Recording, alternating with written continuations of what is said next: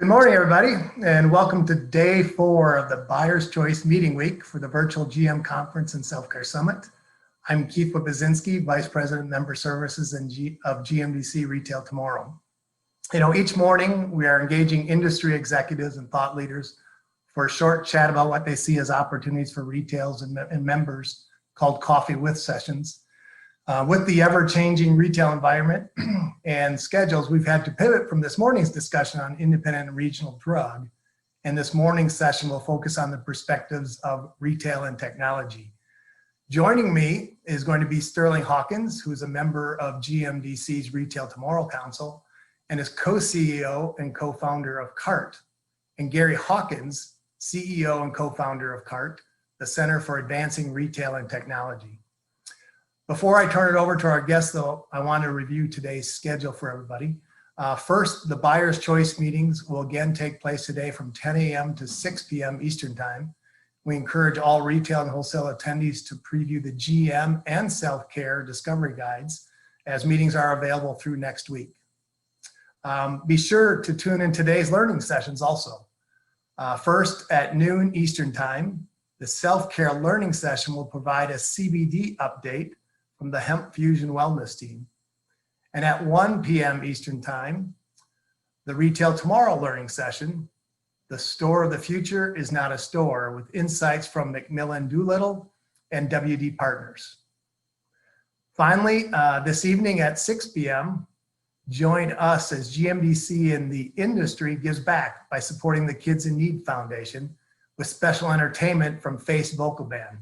Normally at our conferences, we're building backpacks to support kids in under-resourced communities. This year, as students have risen to meet new challenges in this uncertain year, now more than ever, they could use our support. So we need your donations, not only for this kids' school supplies, but for the teachers in these under-resourced communities to help bridge those gaps. You can make donations now, or join us this evening by clicking on the link in the conference event guide and make your donation then. So a busy day ahead, but before we get started, let's turn it over to Stu, and I will see you back shortly. Well, thank you, Keith, and thank you all for joining us today for Coffee with CART here at the GMDC GM Conference and Self-Care Summit. It's great to be with you. My name's Sterling Hawkins, co-founder of CART and keynote speaker on how to get results no matter what's happening in this crazy world that we have these days. And I'm here today with my partner in crime, my co-founder, the man, the myth, the legend, and my dad, Gary Hawkins. Sterling, great to be with you. Always. Now, he won't tell you this, but Gary started one of the first loyalty programs back in the US, what was it, 90s, right? Early 90s. Early 90s, yeah. Went on to co-found with me the first personalized marketing solution in retail. And he's gone on to predict just about every major retail trend since. And at CART, we combine that vision of future together with an actionable program that brings innovation to any retailer or any brand. More on that later. Now, as we were getting ready for this session, a couple of days ago, I was talking with some of the GMDC board members, and there was this consensus. A consensus you've probably heard before, that the pandemic's accelerated business, specifically technology adoption, somewhere between 4 and 7 years. Seems to be a pretty common sentiment these days. The big question is, accelerating to what? And that's what today's about, what the future of commerce actually looks like. Now, Dad, we just released your latest study through CART, Retail 4.0, and it's what you call retail metamorphosis. The question is, for you, I guess, what is Retail 4.0 and why is it so different? So, Sterling, I think, we'll start with your comment just a second ago that is pretty widespread today, that the whole COVID pandemic has certainly accelerated a lot of technology adoption, growth in tech across the industry. But I think what's happening is that when industry people and particularly retailers think about acceleration related to the COVID-19 pandemic, it's primarily focused around the explosive growth of e-commerce, online shopping, and so on, and other things related to that, right? You know, we've seen a lot of retailers now, as online sales are now a more significant portion of their total company business, they're pushing now to make those sales profitable. So they're focused on new tech and innovation around fulfillment to lower their costs, make online profitable. And I think when retailers think about acceleration, that's what they're thinking of, is primarily acceleration around online and digital. Yeah. And while that has absolutely happened, as we look ahead the next few years, that really is only a small piece of what's coming. And I think that's what both excites me and worries me as I look ahead for this industry, right? So what I've tried to do in the Retail 4.0 white paper is lay out over the next few years what's coming. And I think there's two big themes there that we can sort of talk about here a little bit. Yeah. Is, you know, one of those is automation, and the other is the opportunity for traditional retailers to participate in exponential value creation, like a Facebook, like an Amazon, like a Google, through how they view digital. Yeah. Well, let's just touch on automation first. Now, you're talking about automation in terms of robotics, in terms of artificial intelligence. Like, what is it to you, and is it appropriate for every retailer? So when I'm talking about automation in the Retail 4.0 world, it goes far beyond robotics. And just as a side note, what's powering the growth of robotics and automation everywhere is artificial intelligence, machine learning, computer vision, all these other technologies that are not only accelerating, they're converging, powering up even more change and disruptive growth. But when I talk about automation, what I'm really focused on in 4.0 is business process automation, right? So taking business processes. So for example, you know, the process every retailer goes through of deciding whether to carry a new product, right? You know, how do I make that decision? I look at my existing category sales. I look at syndicated data to see what else is selling in the marketplace, you know, come to a decision. If I decide to carry that new product, where is it going to go on the shelf? How much inventory do I need to carry or order and then carry? How do I promote it?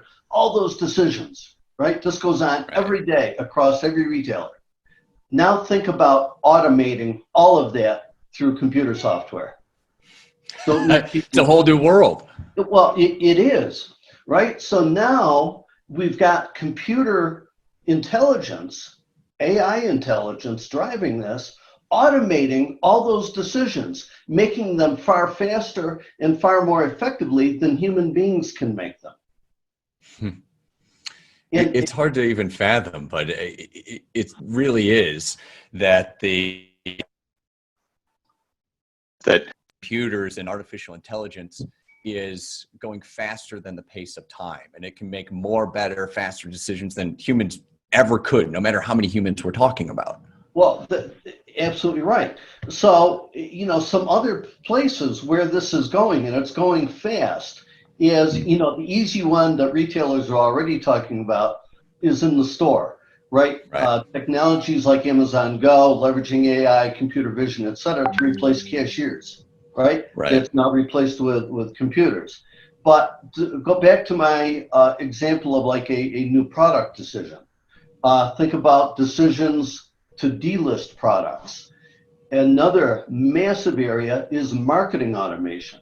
Right? A growing number of retailers, particularly regional retailers up to national, are pushing hard down the path of marketing personalization, right? And there's a lot of sophisticated technologies there. But now imagine where you've got an automated system that is deciding for itself, based upon certain parameters, budget and so on, right, of what promotions at what price to provide to each individual customer every week or every day, no humans involved. Yeah. Right? So all of a sudden, think of walking into today the office of a retailer, and there's some number of people over in merchandising, there's another bunch of people in marketing doing all these things, there's people over in HR, all those processes becoming automated. What happens to all those people? Yeah. Well, do you think this is something that's appropriate for every retailer? Because famously, Trader Joe's says, no, I'm not going to go the e-commerce direction, even during the pandemic, right? And I think that might be the right choice for them. But some of this business process automation you're talking about totally changes the game. And does everybody have to get in on that? I think that sooner or later, and when I say sooner or later, I don't mean decades off in the future, I mean within the next 5 years. This kind of automation is going to touch every retailer of any size. And why this is important is really two big reasons. Think about the different cost structure a retailer can have if they leverage business process automation across the enterprise extensively, right? Mm-hmm. They've taken, and where the people go, what to do with the people is an entirely related but separate conversation. But imagine the lower cost that retailer has versus a retailer that has not gone down that path. But the other piece of that to consider is not only lower costs, but faster, more effective decision making happening constantly. Right. Well, does part of that feed into the exponential value creation that was the second piece, or is that a totally separate thing? So it does begin to touch on it, especially in the area of customers, right? And marketing personalization is, as we well know from our personal experience, having done this as retailers, right? Personalization done well drives customer engagement, digital engagement, right? Significantly. And when you talk about digital value creation to retailers, the first thing they think of is, again, online shopping. Of course. And then a handful of them will maybe go a step beyond that and think, oh, I can create some kind of digital ad network or monetize my site traffic, right? So things like Walmart is doing, Kroger is doing, Amazon has done, creating digital ad networks building off of their traffic. What I'm suggesting goes far beyond that. There is a concept that's known as Metcalfe's network law. And what it postulates is that the implicit value of a network is the square of the number of nodes of that network. So if you think of every customer as a digital node on a network, and let's take a regional retailer that's got 1 million customers digitally engaged, 1 million squared is 1 trillion.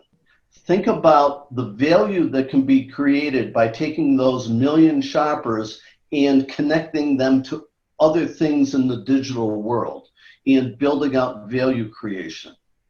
I'll give you a real quick example that really highlights this. And Walmart is a perfect use case right now. So we've got Walmart that is built from a foundation of their physical stores. They developed Walmart.com. Between the stores and online, they've got 160 million American customers coming to their stores and sites each day. Yep. They've then created a digital ad network off of that that's going to produce billions of dollars in revenue for them. But Walmart gets it. They didn't stop there. They created a deal with Shopify 6 or 8 months ago, right, that opens up all the Shopify merchants, all the millions of their customers to Walmart.com. They've brought those two worlds together, exponentially growing that audience overnight. Then, as I'm sure many listeners will have heard, Walmart is in the mix to try and acquire TikTok by partnering with Oracle, right? Yeah. What are they after? They're after the tens of millions of TikTok users, right? To continue to exponentially grow this digital value. Yeah, almost creating an ecosystem that all plugs together. That's one phenomenal, very personalized experience across your media, your products, your marketing, whatever you're consuming, really. Yes, that's absolutely it. And, my experience, discussions I've had with retailers of all sizes across the country, they really are not understanding and appreciating both these things. They're not understanding the impact that business process automation is going to have on them in the next few years. And they're not understanding and appreciating the opportunity they have to build value in the digital world, right? Yeah. Go back to the Walmart example. All that growth, all that value creation is happening in the digital world. It's not coming from Walmart building more stores. Right. Right. There's really only incremental growth there at this point. But when you plug into some of those networks, the opportunity, the possibility just explodes, That's literally. right. Now, how can a retailer step into that? Because it's great for Amazon to do, it's great for Walmart to do, but many of our participants here today, they're probably looking at it saying, well, yeah, that sounds great, but how do you do that? So great question. And something we talk a lot about, right, internally. Yeah. And from our experience in working with companies, certainly a lot of retailers, but wholesalers, distributors, et cetera, there's really three key things that I think people need to be focused on to move in this direction to be ready for 4.0. The first is really assessing what key systems, key technologies, capabilities they have in place today, and then understanding what they're going to need over the next 2, 3, 4 years, right? And creating effectively a roadmap from that. But I think the key point of difference here is that as companies go through that exercise, and we can certainly help them with that, it's putting in place and creating a roadmap that reinforces what makes that retailer unique. Don't just copy everyone else, right? Focus on what makes you unique, leverage technology and innovation in that direction. Yeah. From that roadmap, then, that can feed and power up what we think of as the innovation program, right? The innovation program is presented by Retail Tomorrow, where we can work with that retailer, that distributor, to bring together new young companies, innovative capability providers that line up with that roadmap to help them discover, become aware of new capabilities out there, and make decisions to quickly move ahead to pilot, test, deploy, et cetera, right? The third piece of that, and area you really go deep in, is helping organizations, retailers, distributors, brand manufacturers move faster, because no one's moving fast enough today. Everything I write about in the 4.0 paper is going to come about within the next 5 years. And quite honestly, probably the next 4 years, because we're already well through 2020. And somehow. Yeah. So we've all been sheltered in place and locked up. Yeah. But, again, as we talk with companies across the industry, one of the biggest challenges and roadblocks we see to this is retailers and executive teams not being able to really open themselves up to new possibilities, new ways of doing things, and or moving faster. And that is just so critical to survive, let alone thrive the next few years. Yeah. Yeah, there's no question. I mean, it all comes down to not just culture, but the frameworks and systems within cultures.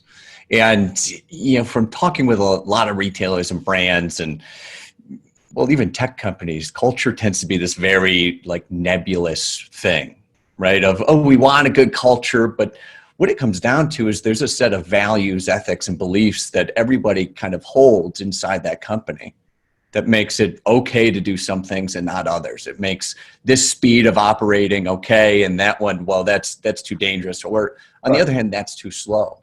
Yep. Right? So bringing some new frameworks into how people actually interact does open up some new possibilities, because, I love what you were saying earlier about the roadmap and creating a roadmap that's not just best practices for everybody, but specific to a retailer.